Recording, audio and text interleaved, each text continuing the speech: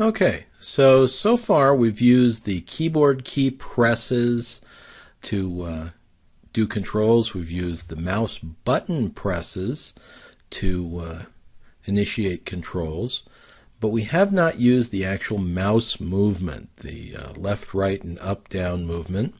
And back when we looked at those axes on the input values, we saw that those were defined, the mouse X and mouse Y. So it should be relatively straightforward to use them, and it turns out it is. So that's what we're going to do now. So we'll select the cube, and then we've got our cube transform script. We'll just remove it, and then create a new script, and we're going to call this one Cube Wobble. And enter. And then click Open up here in the inspector. Just use that method this time. And make sure you're on the Cube Wobble script, not on one of these others, which we are. So now we're going to start. We're going to add a variable. And we're going to call this one vertical, colon. And of course, this is a float. Eventually, we'll use things other than floats. But for now, that's pretty much what we're going to use. So horizontal and colon, and obviously a float again. And then one more here.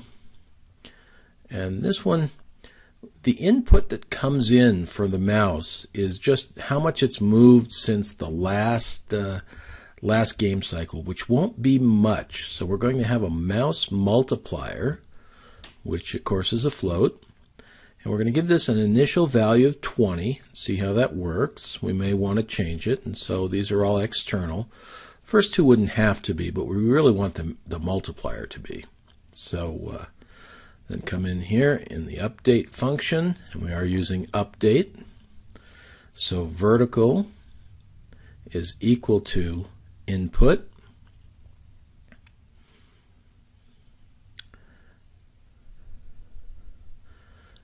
get axis, because it's one of those defined values, which was mouse, and vertical we're going to set equal to the Y. So up and down for vertical makes sense, semicolon.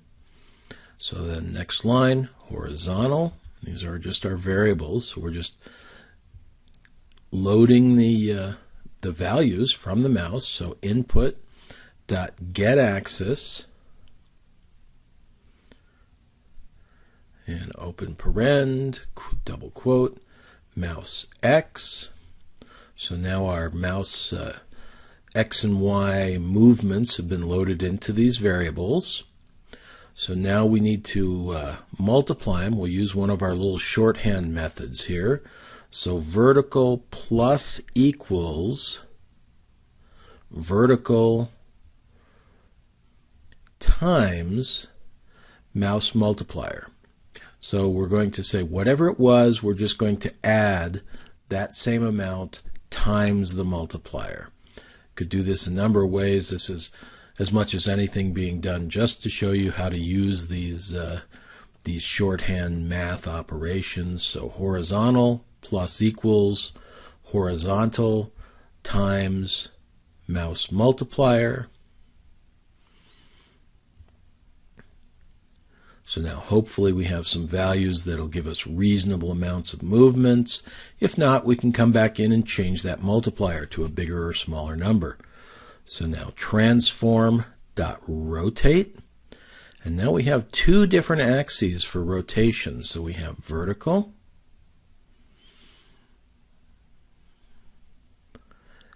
and then we have, give it a comma here, and then horizontal. And we're not going to do anything for the third axis, so we'll just leave that as 0. And there's our command, and a semicolon, and that'll work. Looks good. Hopefully it's all correct. Save and close.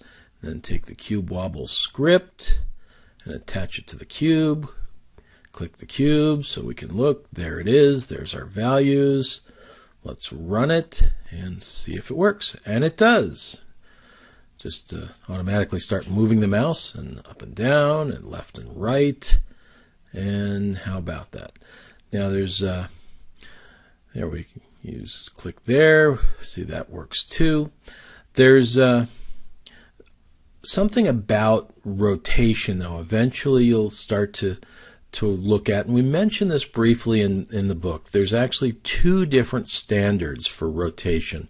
One has to do with making things work like they tend to in first-person games, where pushing the mouse forward looks up, pushing the mouse down, more or less towards you, looks down. Now that's kind of common for that, but it's sort of opposite for what's traditional for flight simulators. So I just want to mention that there's those two different standards out there. You'll run across that from time to time. So just be aware that occasionally that up and down directional input gets reversed. So that's it for now. That's it for this chapter. We've covered keyboard and mouse button and mouse movement input. That'll actually give us a lot. That we can do a lot with that. We can actually build quite a few games. So we're gonna end the chapter here, and then we'll pick it up in the next chapter and hopefully do something else that you'll find interesting. So see you then.